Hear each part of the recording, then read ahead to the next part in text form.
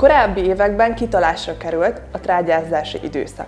Az Agrárminisztérium rendeletben a tilalmi időszakot november 30 és február 15 közötti időintervallumban határozta meg, beleértve a téli legeltetés időszakát is.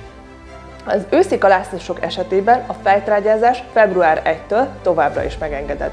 A 12%-nál meredekebb lejtésű terület talajára kijuttatott műtrágyát a kijuttatást követő 4 órán belül talajba kell dolgozni, ugyancsak 4 óra áll rendelkezésre az istállótrágya kijuttatást követő beforgatásra is. Ezen előírások oka, hogy a trágyában lévő nitrogén ne a levegőben illanjon el ammónium formájában, hanem a növény számára hasznosulhasson.